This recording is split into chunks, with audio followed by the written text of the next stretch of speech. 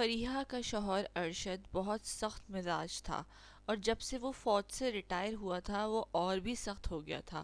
بیوی اور بیٹی پر بہت سختی کرتا، بات بات پر جھگڑا کرتا اور بیٹی کو گھر سے باہر نہ نکلنے دیتا۔ وہ شکی مزاج بھی تھا، اور چھوٹی سی نوکری اور پینشن کے پیسوں سے گھر کا نظام چل رہا تھا۔ ارشد کے سخت رویے کی وجہ سے گھر کا ماحول گھٹن زدہ ہو گیا تھا، اور اس کی بیٹی گھر میں قید ہو کر رہ گئی تھی۔ وہ اسکول جاتی تو فریہ اسے چھوڑنے جاتی اور واپس بھی وہی لاتی۔ فریہ چھپ چھپا کر بیٹی کو کچھ دیر کے لیے گھر سے باہر بھیج دیتی تاکہ وہ محلے کے بچوں سے کھیلے، اور ارشد کے آنے سے پہلے ہی اسے واپس گھر بلا لیتی اور منع کرتی کہ اپنے بابا کو کچھ مت بتانا ورنہ وہ ہم دونوں کو مارے گا۔ ایک دن اسکول میں کھیلوں کا مقابلہ تھا۔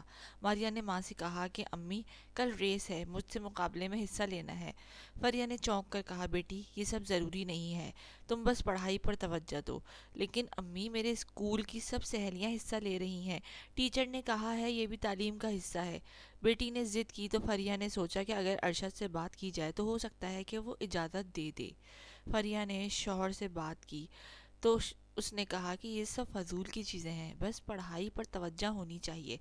اگلے روز بیٹی اسکول گئی تو اس کا نام لسٹ سے کاٹ دیا گیا۔ وہ خاموشی سے اپنی جگہ پر بیٹھ گئی۔ دل میں ایک دھڑکن رہ گئی کہ شاید اسے بھی موقع ملتا۔ خیر، کچھ عرصے بعد اسکول میں سالانہ فنکشن ہوا۔ ماریہ نے گھر میں بتائے بغیر ایک ڈرامے میں حصہ لے لیا۔ جب وہ اسٹیج پر آئی تو سب نے تالیاں بجائیں۔ فریہ نے چھپ کر بیٹی کو دیکھا تو اس کی آنکھیں بھیگ گئیں، مگر واپسی پر بیٹی نے ماں سے کہا کہ ابو کو مت بتائیے گا ورنہ وہ ناراض ہوں گے اور آپ کو میری وجہ سے مار پڑے گی۔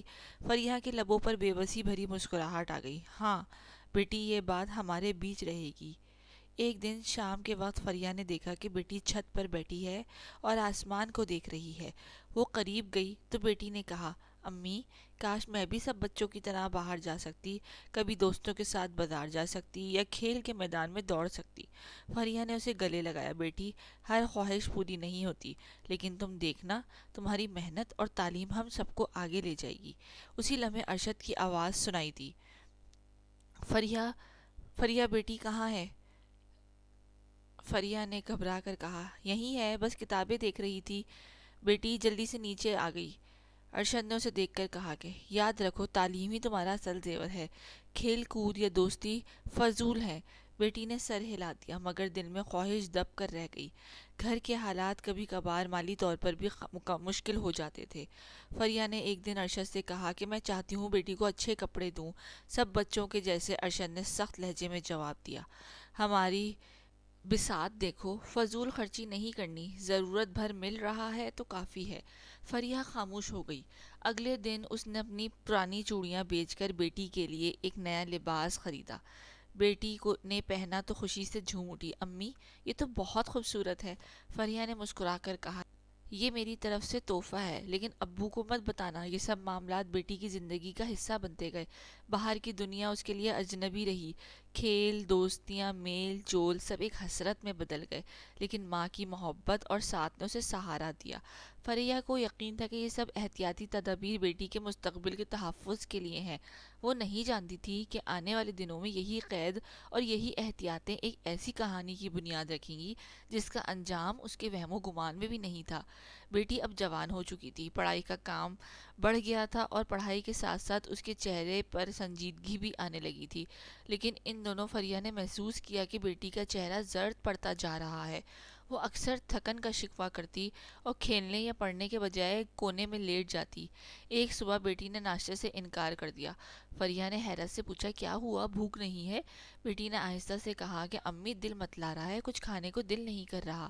فریہ نے سوچا شاید موسم کا اثر ہے یا اسکول کی تھکن، مگر جیسے جیسے دن گزرے بیٹی نے کمزوری بڑھتی گئی اور اکثر اسکول سے واپسی پر سیدھا لیٹ جاتی۔ اور ایک دن ٹیچر نے فریہ کو بلایا اور کہا کہ آپ کی بیٹی کلاس میں بہت کمزور لگتی ہے اور وہ اکثر سر پکڑ کر بیٹھ جاتی ہے، اسے کسی اچھے ڈاکٹر کو دکھائیں۔ فریہ کی فکر بڑھ گئی۔ گھر آ کر اس نے ارشد سے کہا، میرا خیال ہے بیٹی کو ڈاکٹر کے پاس لے جانا چاہیے، طبیعت دن بدن خراب ہو رہی ہے۔ ارشد نے بھوے چڑھا کر کہا، تم عورتیں ہر بات پر پریشان ہو جاتی ہو، لیکن اگر زیادہ مسئلہ ہے تو کل لے جانا۔ اگلے دن فریحہ ماریا کو قریبی کلینک لے گئی۔ ڈاکٹر نے کچھ سوالات کیے اور پھر کہا کہ چند ٹیسٹ کروانے ہوں گے تاکہ صحیح وجہ سامنے آ سکے۔ فریحہ نے فوراً حامی بھر لی۔ خون کے نمونے دیے گئے اور رپورٹس لینے کے لیے اگلے دن کا وقت ملا۔ گھر واپس آتے ہوئے ماریا نے ماں کا ہاتھ پکڑ کر کہا، امی مجھے کچھ نہیں ہوا، میں ٹھیک ہوں، آپ پریشان نہ ہو۔ فریحہ نے مسکرا کر کہا کہ اللہ کرے تم ٹھیک ہو، لیکن احتیاط ضروری ہے۔ اگلی صبح ارشد نے ناشتے کے دوران کہا، رپورٹس کب ملیں گی؟ فریحہ نے جواب دیا، آج شام تک، میں خود جا کر لے آؤں گی۔ ارشد نے سر ہلایا، ٹھیک ہے، دھیان رکھنا، مجھے فضول باتیں سننے کا وقت نہیں۔ شام کو جب فریحہ کلینک پہنچی تو ڈاکٹر نے اسے اندر بلایا۔ کلینک کے کمرے کی فضا میں ایک انجانا سا بوجھ لٹک رہا تھا۔ ڈاکٹر نے رپورٹ فریحہ کے ہاتھ میں پکڑاتے ہوئے کہا کہ تمہاری بیٹی ماں بننے والی ہے۔ یہ الفاظ فریحہ کے کانوں میں بجلی کی طرح گرے۔ وہ ہکلاتے ہوئے بولی، ڈاکٹر صاحبہ یہ کیسے ممکن ہے؟ میری بیٹی تو ابھی بچی ہے، وہ کبھی تنہا باہر نہیں نکلی۔ ڈاکٹر نے سنجیدگی سے کہا، میرا کام سچ بتانا ہے، رپورٹ واضح ہے، تو تمہیں اپنی بیٹی سے بات کرنی ہوگی۔ فریحہ نے سر چکرا گیا۔ وہ کلینک کے باہر نکلی تو ڈاکٹر قدم لڑکھڑا گئے۔ سامنے ماریا کرسی پر بیٹھی معصومیت سے ماں کو دیکھ رہی تھی۔ امی، ڈاکٹر نے کیا کہا؟ میں ٹھیک ہوں نا؟ فریحہ نے لرزتی آواز میں جواب دیا، ہاں بس آرام کی ضرورت ہے، دوا کھانی ہے۔ ماریا نے ماں کا ہاتھ پکڑ لیا۔ امی آپ رو کیوں رہی ہیں؟ فریحہ نے جلدی سے آنسو پوچھے۔ کچھ نہیں بیٹی، دھوپ زیادہ ہے اس لیے آنکھوں میں جلن ہو رہی ہے۔ گھر پہنچتے ہی فریحہ سیدھی کچن میں گئی۔ دل پر خوف کا پہاڑ ٹوٹ رہا تھا۔ اس نے سوچا کہ ابھی بیٹی سے کچھ پوچھے، لیکن ارشد کے گھر آنے کا وقت قریب تھا۔ وہ جانتی تھی کہ اگر اس نے کچھ جان لیا تو گھر میں طوفان برپا ہو جائے گا۔ رات کے کھانے پر ارشد نے حسب عادت پوچھا، ڈاکٹر نے کیا کہا؟ فریحہ نے جھوٹ بول دیا کہ کمزوری ہے، دوا دی ہے، کچھ دنوں میں ٹھیک ہو جائے گی۔ ارشد نے شک کی نظر ڈالی مگر خاموش رہا۔ اس سے رات بھر فریحہ کو نیند نہیں آئی۔ وہ بار بار کروٹیں بدلتی رہی۔ ماریا دوسرے کمرے میں سو رہی تھی۔ آدھی رات کو فریحہ اٹھ کر اس کے پاس گئی۔ ماریا گہری نیند میں تھی۔ فریحہ نے کانپتے ہاتھوں سے اس کے بال سلائے اور آہستہ سے کہا، میری بچی، آخر یہ سب کیسے ہو گیا؟ اگلے دن اس نے فیصلہ کیا کہ ماریا سے بات کرنی ہے۔ دوپہر کو جب ارشد کام پر گیا تو فریحہ نے ماریا کے کمرے میں بٹھایا۔ ماریا، سچ سچ بتاؤ، تمہارے ساتھ کچھ ہوا ہے؟ کوئی بات چھپا رہی ہو تو مجھے بتا دو۔ ماریا حیرانگی سے ماں کو دیکھتی رہی۔ امی آپ کیوں عجیب سوال کر رہی ہیں؟ میں تو کبھی باہر نہیں جاتی، میں تو ہمیشہ آپ کے ساتھ ہوتی ہوں۔ فریحہ کی آنکھوں میں آنسو آ گئے۔ پھر یہ سب کیسے ممکن ہے؟ رپورٹس غلط تو نہیں ہو سکتی؟ ماریا نے معصوم لہجے میں کہا، امی مجھے کچھ نہیں پتا، میں نے کچھ نہیں کیا، کچھ غلط نہیں کیا۔ فریحہ نے اس کی پیشانی چوم لی اور کہا، میں جانتی ہوں تم معصوم ہو، لیکن حقیقت بہت بھاری ہے۔ اس کے بعد فریحہ نے محلے کے پرانے واقف ڈاکٹر سے بھی خفیہ طور پر رابطہ کیا۔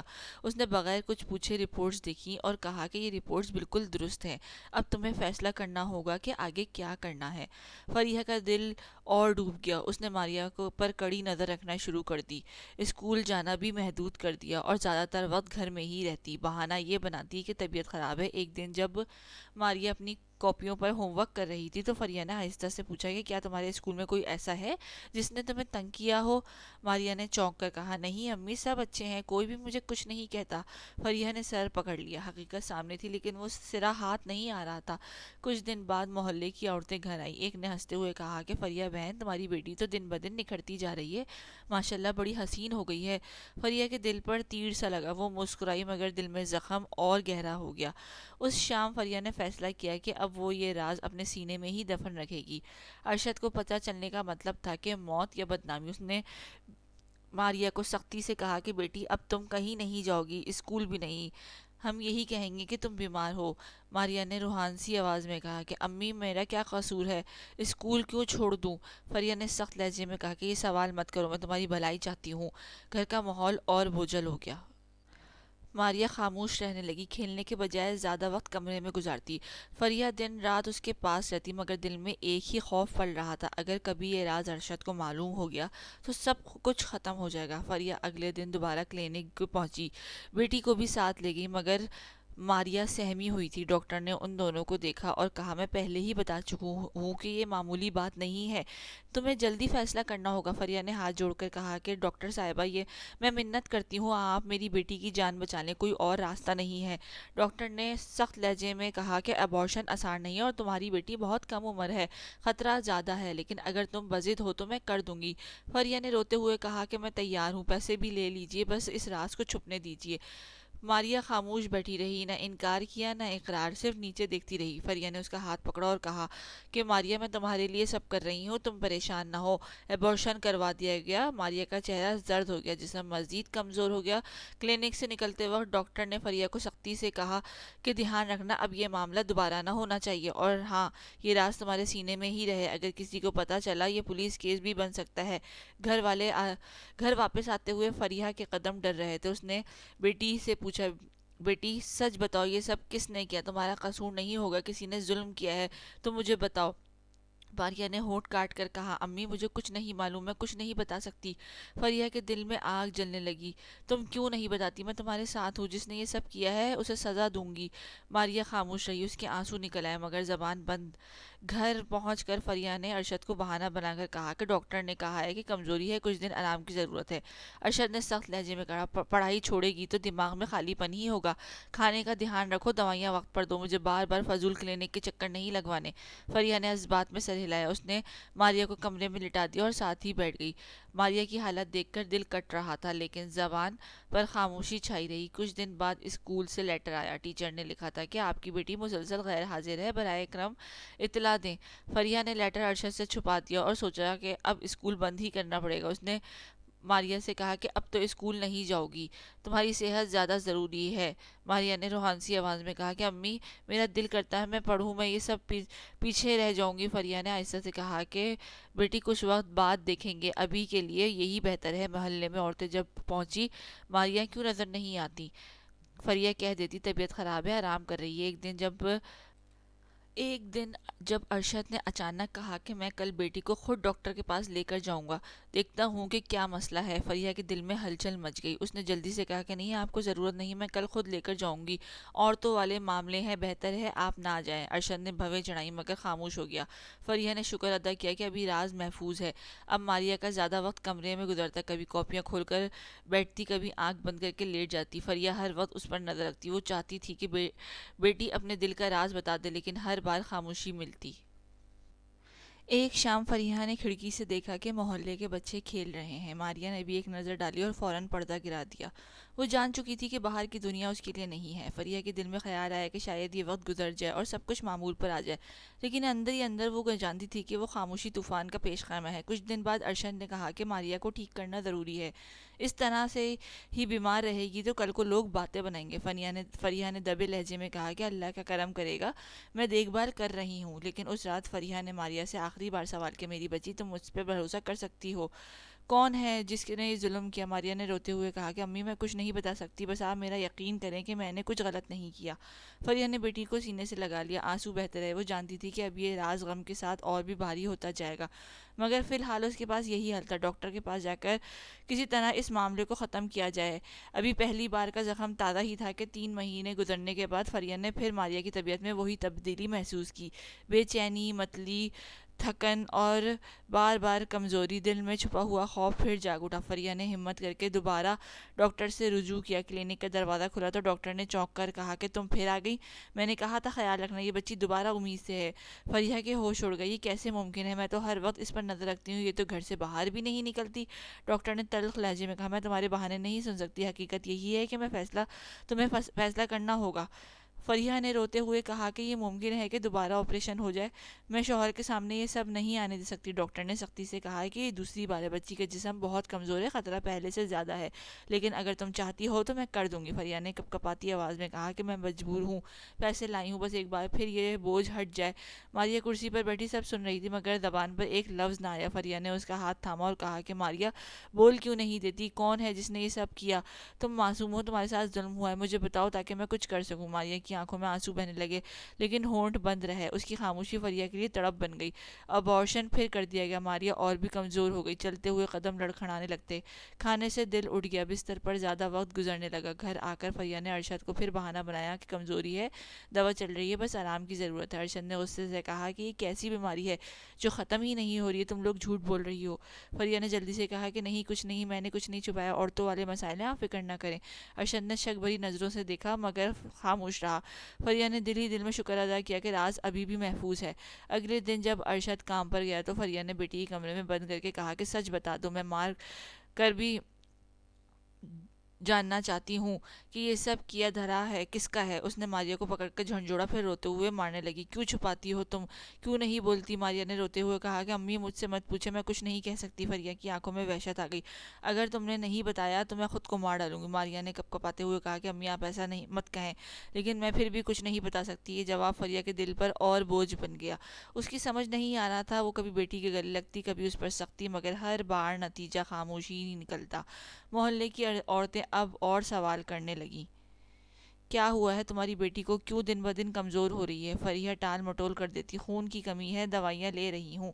ماریا کا اسکول مکمل طور پر چھڑوا دیا گیا۔ ٹیچر نے لیٹر بھیجا کہ بچے کی تعلیم ضائع ہو رہی ہے، لیکن کم از کم کچھ وقت کے لیے توجہ کریں۔ لیکن فریہ نے خط پھاڑ کر پھینک دیا۔ اسے علم تھا کہ اصل وجہ کوئی اور ہے جسے وہ کسی سے نہیں کہہ سکتی۔ ماریا اب زیادہ تر بستر پر لیٹی رہتی، کبھی کبھی کتاب کھول لیتی، مگر آنکھیں چند ہی لمحوں میں بند ہو جاتی۔ فریہ ہر وقت اس کے ساتھ رہتی، کھانے کے لیے مناتی، مگر ماریا انکار کر دیتی۔ ایک دن شام کو جب ارشد گھر آیا، بیٹی کے کمرے میں داخل ہوا، ماریا نے گھبرا کر چہرہ دوسری طرف کر لیا۔ ارشد نے پوچھا، یہ اسکول کیوں نہیں جا رہی، ہمیشہ بیمار کیوں ہے؟ فریہ نے جلدی سے کہا کہ ڈاکٹر نے آرام کا کہا ہے، اگر زبردستی کی تو حالت اور خراب ہو جائے گی۔ ارشد نے سرد لہجے میں کہا، میں بہت زیادہ برداشت نہیں کر سکتا، اگر ایک ہفتے میں حالت نہ سنبھلی تو میں خود دیکھوں گا۔ فریہ کے دل کی دھڑکن تیز ہو گئی، اور وہ جانتی تھی کہ ارشد کو خود دیکھنے کا مطلب خوفناک تھا۔ اس رات وہ ماریا کے سرہانے بیٹھی رہی اور آہستہ سے بولی، بیٹی اگر تم نے مجھے سچ نہ بتایا تو ہم دونوں کی زندگیاں تباہ ہو جائیں گی۔ ماریا نے دھیمی آواز میں کہا کہ امی میں کچھ نہیں کہہ سکتی، آپ بس مجھ پر یقین کریں۔ فریہ کی آنکھوں سے آنسو بہنے لگے۔ اس نے سوچا کہ اب یہ راز زیادہ دن تک چھپا نہیں سکتا۔ دوسری بار ابورشن کے بعد بھی اگر حقیقت سامنے نہ آئی تو تیسرے صدمے کا سامنا کون کرے گا؟ لیکن فی الحال وہ بس بیٹی کو تھپک کر سلا سکتی تھی اور دعا کر سکتی تھی کوئی دن ایسا ہے جب وہ یہ بوجھ ہلکا ہو۔ مگر دل میں ایک انجانا سا خوف بیٹھ گیا تھا کہ اگلی آندھی اب زیادہ دور نہیں۔ دوسری بار کا زخم ابھی تازہ ہی تھا کہ صرف 6 ماہ گزرنے کے بعد فریہ پھر سے وہی نشانیاں بیٹی کے دیکھنے لگی۔ بیٹی کا رنگ زرد پڑنے لگا، متلی اور کمزوری دوبارہ ظاہر ہو گئی۔ فریہ نے پہلے تو خود کو تسلی دی کہ شاید یہ دوا کے اثرات ہے، لیکن دل میں وہی پرانا خوف ابھرنے لگا۔ آخر کار وہ بیٹی کو لے کر پھر کلینک پہنچی۔ ڈاکٹر نے رپورٹ دیکھتے ہی ماتھے پر ہاتھ رکھ لیا۔ فریہ تمہارے ساتھ کیا مسئلہ ہے؟ یہ بچی تیسری بار امید سے ہے۔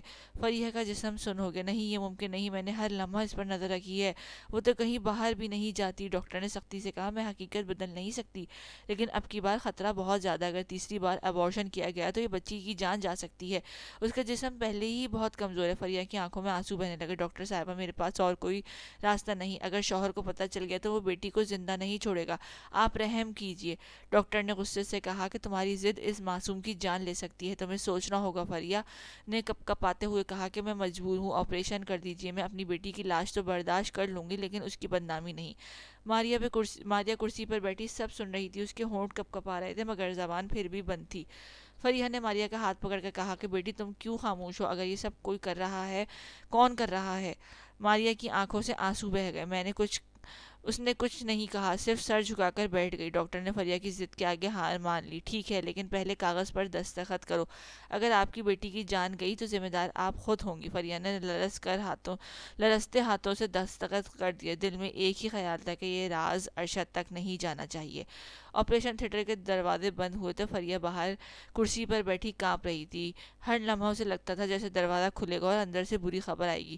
کچھ دیر بعد ڈاکٹر باہر آئی۔ ابھی تو جان بچ جائے گی، لیکن جسم بہت کمزور ہے، آئندہ یہ سب برداشت نہیں کر پائے گا، بہتر ہوگا کہ تم اس کی حفاظت کے سخت انتظامات کرو۔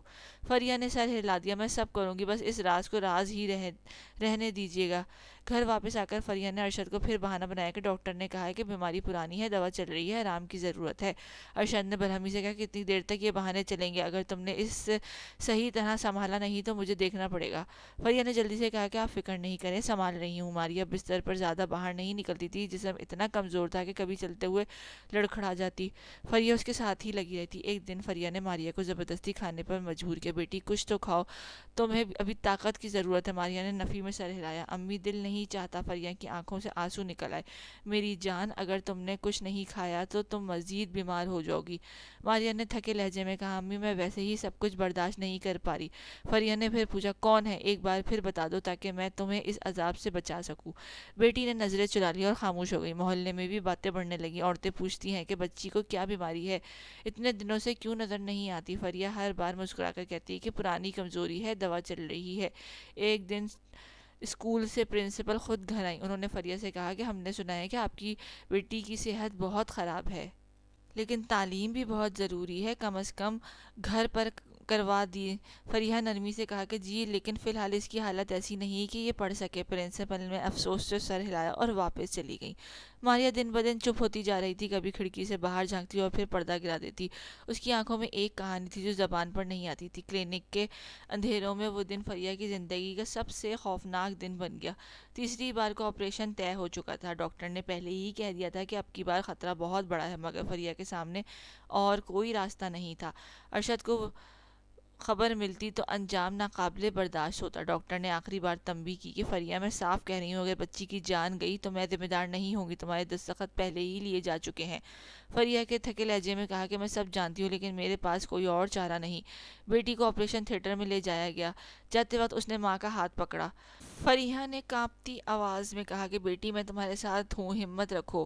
ماریا نے پہلی بار نظریں ملائی۔ اس کی آنکھوں میں بے شمار کہانیاں تھیں، مگر ہونٹ پھر بھی بند رہے۔ وہ کچھ بولے بغیر اندر چلی گئی۔ دروازہ بند ہوتے ہی فریہ باہر بینچ پر بیٹھ گئی۔ اس کے کان ہر آہٹ پر کھڑے ہو جاتے، کبھی وہ دعا کرتی، کبھی دل میں خوف سر اٹھاتے۔ وقت کاٹنا مشکل ہو گیا، گھنٹوں جیسے لمحوں میں بدل گئے۔ اچانک آپریشن تھیٹر کا دروازہ کھلا، ڈاکٹر باہر آئی، ان کے چہرے پر تشویش تھی۔ فریہ بھاگ کر آگے بڑھی۔ کیا ہوا؟ میری بیٹی ٹھیک ہے نا؟ ڈاکٹر نے گہری سانس لی اور آنکھیں جھکا لیں۔ ہم نے بہت کوشش کی، لیکن اس کا جسم مزید برداشت نہ کر سکا، آپ کی بیٹی نہیں رہی۔ فریہ کے پیروں تلے سے زمین نکل گئی، اس کی چیخ فضا میں گونج اٹھی تھی۔ نہیں، یہ ممکن نہیں، میری بیٹی مجھے چھوڑ کر نہیں جا سکتی۔ نرسوں نے اسے سنبھالنے کی کوشش کی، مگر فریہ دیوانہ وار رونے لگی۔ ڈاکٹر، آپ جھوٹ بول رہی ہیں، اسے واپس لے آئیے۔ ڈاکٹر نے ہمدردی سے کہا کہ فریہ، ہم نے سب کچھ کیا، مگر یہ بچی پہلے ہی بہت کمزور تھی، تیسرا آپریشن اس کے لیے جان لیوا ثابت ہوا۔ فریہ دیوار سے لگ کر بیٹھ گئی، آنکھوں کے سامنے اندھیرا چھا گیا۔ وہ بیٹی کی لاش کو دیکھنے کے لیے اندر گئی۔ بیٹی پرسکون پڑی تھی، جیسے نیند میں ہو، چہرے پر خاموشی تھی۔ فریہ نے کانپتے ہاتھوں سے اس کی پیشانی چھوئی۔ میری بچی، تم نے مجھے اکیلا کیوں چھوڑ دیا؟ ماریا خاموش رہی، جانتی تھی جاتے وقت بھی اس کے ہونٹ نہیں ہلے۔ فریہ نے سب کوششیں، پیار، مار، دعائیں، سب بیکار ہو گئیں، راز اس کے دل میں دفن ہو گیا۔ ڈاکٹر نے کاغذ پکڑاتے ہوئے کہا کہ اس پر دستخط کرو تاکہ ہم لاش تمہارے حوالے کر سکیں۔ فریہ نے دستخط کرتے ہوئے آنسو پہنچے۔ ڈاکٹر، بس ایک بات بتا دو، آخر ایسا کیوں ہوا؟ ڈاکٹر افسوس سے کہا کہ فریہ، تمہاری بیٹی معصوم تھی، لیکن حالات ظالم تھے۔ اب تمہیں اسے عزت کے ساتھ دفنانا ہے۔ گھر لے جانے کے لیے ایمبولینس تیار ہوئی، بیٹی کے لیے سفید کپڑوں میں لپٹی ہوئی تھی۔ فریہ نے اسے گود میں تھام لیا۔ راستہ بھر وہ روتی رہی، بیٹی کاش تم ایک بار بتا دے کہ مجرم کون ہے، میں تمہیں بچا لیتی۔ بیٹی کی لاش گھر پہنچی تو صحن میں کوہرام مچ گیا۔ سفید کفن میں لپٹی ننھی سی لاش دیکھ کر ارشد زمین پر گر پڑا۔ وہ سر پکڑ کر بین کرنے لگا، میری بیٹی، میری آنکھوں کا نور، یہ کیسے ہو گیا؟ فریہ حیران کھڑی دیکھتی رہی۔ وہ سوچتی تھی کہ ارشد کا دل پتھر ہے، مگر آج وہ زمین پر لوٹ پوٹ ہو رہا تھا۔ محلے کے مردوں نے اسے سہارا دے کر کھڑا کیا، مگر وہ بار بار گرتا جا رہا تھا۔ میں نے ہمیشہ اپنی بیٹی کو جان سے بڑھ کر چاہا تھا، ارشد چیخ رہا تھا، یا اللہ، مجھے کیوں یتیم کر دیا؟ فریہ کی آنکھوں میں آنسو تھے، لیکن ساتھ ہی دل میں ایک سوال بھی تھا کہ یہ سب سچ ہے یا محض دکھاوا؟ وہ ارشد کو شروع سے جانتی تھی، وہ ایک سخت گیر شوہر جو بیٹی کی ذرا سی آزادی نہ دیتا، لیکن آج وہ سب کے سامنے ٹوٹا ہوا دکھائی دے رہا تھا۔ محلے کی عورتیں صحن میں بیٹھی رو رہی تھیں۔ ایک عورت نے کہا کہ ارشد بھائی اپنی بیٹی پر جان چھڑکتا تھا، دیکھو کیسے بکھر گیا ہے۔ دوسری طرف فریہ بہن، صبر کرو، بیٹیاں اللہ کی رحمت ہوتی ہے، تمہاری تو اکلوتی بیٹی تھی۔ فریہ نے بس سر جھکا دیا، وہ جواب نہ دے سکی۔ رات کو لاش گھر بیچوں بیچ رکھی گئی تھی۔ ارشد بار بار اٹھتا، لاش کے پاس جاتا اور کفن ہٹا کر بیٹی کے چہرے کو دیکھتا۔ بیٹی مجھے اکیلا چھوڑ کر کیوں چلی گئی؟ میں نے کبھی تمہیں تکلیف نہیں دی۔ فریہ کے دل میں چبھن ہوئی، نہیں، تم نے ہمیشہ سختی کی، بیٹی کو قید میں رکھا اور آج کہہ رہے ہو کہ کبھی تکلیف نہیں دی۔ لیکن یہ الفاظ زبان پر نہ آئے، وہ بس خاموش رہی۔ رات گئے تک ماتم کا سلسلہ جاری رہا۔ محلے کے لوگ آتے جاتے رہے، کوئی ارشد کو دلاسا دیتا، کوئی فریحہ کو، لیکن دونوں کے دل میں ایک ہی آگ جل رہی تھی۔ جب سب لوگ جا چکے تھے صحن میں خاموشی چھا گئی، صرف بیٹی کی لاش پڑی تھی۔ ارشد لاش کے قریب بیٹھا تھا اور آہستہ آہستہ باتیں کر رہا تھا، جیسے بیٹی سن رہی ہو۔ تمہیں یاد ہے جب میں نے تمہارے لیے پہلی بار کتاب خریدی تھی، تم کتنا خوش ہوئی تھی، اور آج تم مجھے چھوڑ کر جا رہی ہو۔ فریہ نے حیرت سے دیکھا، اس نے تو کبھی اس طرح بات نہیں کی تھی۔ بیٹی کے ساتھ محبت کی یہ جملے اس کے لیے اجنبی تھے۔ فریہ قریب آئے اور آہستگی سے کہا، ارشد بیٹی کے لیے دعا کرو اور اب کبھی واپس نہیں آئے گی۔ ارشد نے روتے ہوئے کہا کہ میں نے ہمیشہ اس کی حفاظت چاہی، میں نے کبھی برا نہیں سوچا، لیکن قسمت نے ہم دونوں کو اجاڑ دیا۔ فریہ نے دل میں سوچا کہ اگر تم واقعی حفاظت چاہتے تو شاید آج انجام کچھ اور ہوتا، مگر وہ یہ بات زبان پر نہ لا سکیں۔ اگلے دن جنازے کی تیاری ہوئی، بیٹی کی تدفین کی تیاری جاری تھی۔ گھر کے صحن میں جنازہ رکھا تھا اور محلے والے دعائیں پڑھ رہے تھے، عورتوں کی سسکیاں اور مردوں کی تلاوت کے کلمات گونج رہے تھے۔ ایسے میں دروازے پر زور زور سے دستک ہوئی۔ دروازہ کھلا تو پولیس کی وردیوں میں چند سپاہی اندر داخل ہوئے۔ سب کے چہروں پر حیرت چھا گئی۔ ایک سپاہی نے بلند آواز میں کہا کہ ارشد تمہیں ہمارے ساتھ چلنا ہوگا۔ ارشد نے چونک کے کہا، میں آخر میرا قصور کیا ہے؟ میری بیٹی ابھی ابھی مری ہے اور تم لوگ مجھے پکڑنے آ گئے۔ فریہ دوڑ کر آگے بڑھی، یہ کیا کہہ رہے ہیں آپ لوگ؟ ہمارے گھر ماتم ہے، یہ وقت ہے کسی کو گرفتار کرنے کا؟ پولیس والے سخت لہجے میں کہا، بی بی ہمیں اپنا فرض نبھانے دیں، آپ کے شوہر پر سنگین الزامات ہیں۔ محلے والے حیران کھڑے دیکھتے رہے، کوئی سمجھ نہ پایا کہ بیٹی کے جنازے کے دن پولیس کیوں آ گئی۔ ارشد نے ہاتھ جھٹک کر کہا کہ کچھ نہیں جانتا، یہ غلط ہے، مجھے بدنام کرنے کی کوشش کی جا رہی ہے۔ سپاہی نے اس کی کلائی پکڑی اور ہتھکڑیاں ڈال دیں، تمہیں عدالت میں سب کچھ بتانے کا موقع ملے گا، ابھی تمہیں ساتھ چلنا ہوگا۔ فریحہ کے پیروں کے تلے سے زمین نکل گئی، وہ چیخ پڑی، یہ کیسا الزام ہے؟ میرے شوہر بے قصور ہے، آخر اس نے کیا کیا ہے؟ اسی لمحے پولیس افسر نے آگے بڑھ کر اس کے کاغذ کھولا اور بولا، آپ کا شاید معلوم نہیں، لیکن آپ کے شوہر کے 2 ساتھی کل رات پکڑے گئے ہیں، ان کے بیان میں سب کچھ سامنے آ گیا ہے۔ فریحہ نے ہکلاتے ہوئے کہا کہ کیا سامنے آ گیا ہے؟ افسر نے سب کے سامنے کہا کہ آپ کا شوہر اپنے ساتھیوں کے ساتھ مل کر کرائے کے مکان میں کوٹھا چلاتا تھا، وہاں لڑکیوں کو زبردستی لے جا کر بیچا جاتا تھا، اور یہ بھی پتہ چلا ہے کہ وہ اپنی ہی بیٹی کو وہاں لے کر جاتا تھا۔ یہ سن کر پورے گھر میں جیسے قیامت برپا ہو گئی، عورتوں نے چیخ مار کر منہ ڈھانپ لیے، مرد ایک دوسرے کو حیرت سے دیکھنے لگے۔ فریحہ نے دل پر ہاتھ رکھا، نہیں، یہ جھوٹ ہے، میرا شوہر ایسا نہیں کر سکتا، اس نے تو ہمیشہ بیٹی پر سختی کی، اس کی حفاظت کی۔ پولیس افسر نے تیز لہجے میں کہا، یہی سختی تھی تاکہ اصل کھیل چھپ سکے۔ اس کے ساتھیوں نے سب بیان دے دیا ہے، یہ کہتے ہیں کہ تمہارا شوہر ہر رات تمہیں بے ہوش کرنے کے لیے کھانے میں نشہ ملاتا تھا اور پھر تمہاری بیٹی کو اس اڈے پر لے جاتا تھا۔ فریحہ کے کانوں میں گھنٹیاں بجنے لگی، وہ دیوار سے ٹکرا کر بیٹھ گئی، یا اللہ، یہ سب کیا ہے؟ کہاں میری بیٹی کی خاموشی؟ کیا میری بیٹی کی خاموشی کی یہی وجہ تھی؟ ارشد نے روتے ہوئے کہا کہ فریحہ میری بات سنو، یہ سب جھوٹ ہے، میں نے کبھی ایسا نہیں کیا، یہ میرے دشمنوں کی سازش ہے۔ لیکن پولیس نے اسے دھتکار دی اور کہا کہ اب عدالت میں صفائیاں دینا، ابھی تمہیں حوالات کے لے کے جانا ہوگا۔ محلے کے ایک بزرگ آگے بڑھے اور بولے کہ ہم سب حیران ہیں ارشد بھائی کہ ہم تمہیں بہت سیدھا سمجھتے تھے، لیکن اگر پولیس کے پاس ثبوت ہے تو ہم کچھ نہیں کہہ سکتے۔ فریحہ نے چیخ کر کہا کہ یہ سب غلط ہے، میری بیٹی کی موت کا دن ہے اور تم لوگ یہ کہہ رہے ہو۔ افسر نے سپاٹ لہجے میں کہا، بی بی، یہ حقیقت ہے، تمہاری بیٹی کی خاموشی اس بات کا ثبوت ہے کہ وہ ڈری ہوئی تھی، اس کے 2 ایبارشن کا ریکارڈ بھی کلینک سے ہمارے پاس آ چکا ہے، یہ سب کچھ خود ہی بتا رہا ہے کہ وہ کس کرب سے گزر رہی تھی۔ فریحہ نے بیٹی کے جنازے کی طرف دیکھا، آنسو دھاروں کی طرح سے بہنے لگے۔ بیٹی، تم نے کیوں نہیں بتایا؟ تم نے میرا دل کیوں جلایا؟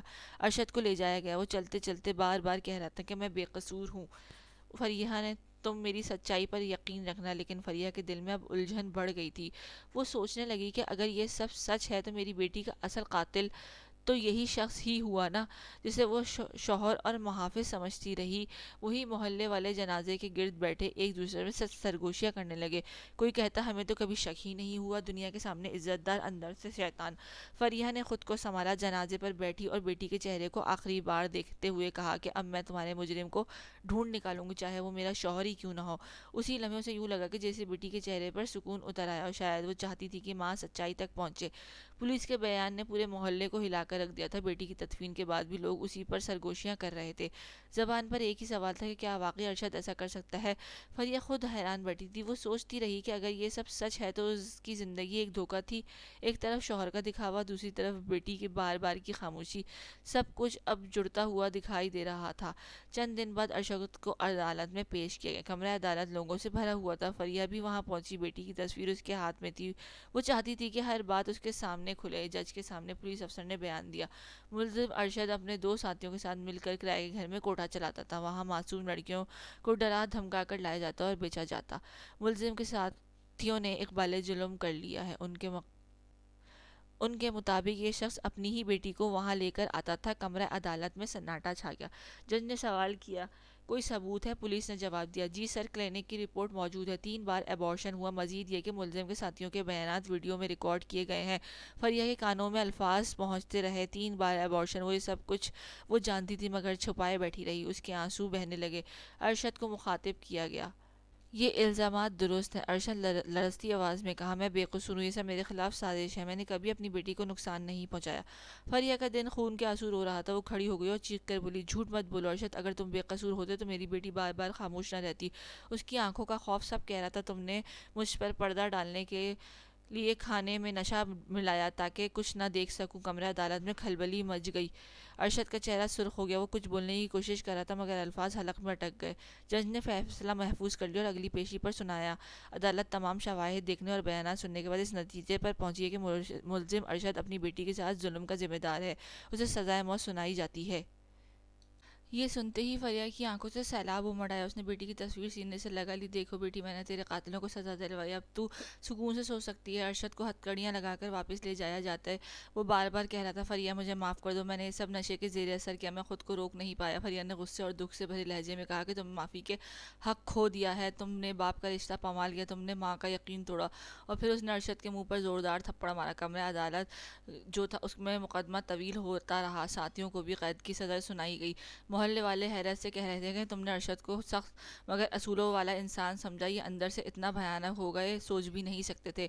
فریہ دن رات بیٹے کی یاد میں ڈوبی رہتی، گھر کی ہر چیز اسے بیٹی کی یاد دلاتی، کھلونوں کا ڈبہ، کتابیں اور کپڑے جو اب کبھی استعمال نہ ہو سکے۔ ایک دن اس کی سہیلی نے آ کر کہا کہ فریہ بہن، تم نے بہادری دکھائی، تم نے مجرم کو سزا دلوائی، اب دل کو تسلی دینی چاہیے۔ فریہ نے نم آنکھوں سے کہا کہ تسلی کیا کہ ماں کو کبھی تسلی نہیں مل سکتی۔ اگر میں نے بروقت بیٹی کی بات سمجھی نہیں ہوتی تو اگر اس پر بھروسہ کیا ہوتا شاید یہ دن نہ دیکھنا پڑتا۔ اس نے ایک عہد کیا کہ میں اپنی بیٹی کے قاتل کو انجام تک پہنچا چکی ہوں، اب باقی بیٹیوں کے لیے بھی آواز بلند کروں گی، کوئی اور ماں میری طرح نہیں جلے گی۔ وقت گزرتا گیا مگر بیٹی کی یادیں مٹ نہ سکی۔ ہر رات فریہ کی بیٹی کی تصویر کے سامنے بیٹھتی اور کہتی، بیٹی میں نے تیرا انصاف حاصل کر لیا لیکن یہ خلش ہمیشہ رہے گی کہ میں وقت پر تمہارا درد نہ سمجھ سکی۔ محلے کے لوگ اب اسے عزت کی نگاہ سے دیکھتے۔ وہ یہ ماں تھی جس نے اپنی اکلوتی بیٹی کے لیے لڑائی لڑی، لیکن فریہ کے دل میں سکون نہیں آیا۔ وہ جانتی تھی کہ انصاف مل جانے کے باوجود بیٹی کی کمی کبھی پوری نہیں ہو سکتی۔ زندگی اپنی رفتار سے آگے بڑھ گئی لیکن فریہ نے دنیا وہیں ٹھہر گئی جہاں بیٹی کی ہنسی قید ہو گئی تھی، جہاں ایک باپ حیوان بن گیا تھا اور ایک ماں اپنی بے بسی کے ساتھ زندہ رہ گئی تھی۔ یہ کہانی سکھاتی ہے کہ خاموشی ظلم کو بڑھاتی ہے، اس لیے سچائی چھپانا سب سے بڑا جرم ہے۔ ماں باپ کا اصل فرض اولاد کی حفاظت ہے، جو اس رشتے کو توڑ دے وہ سب سے بڑا گنہگار ہے۔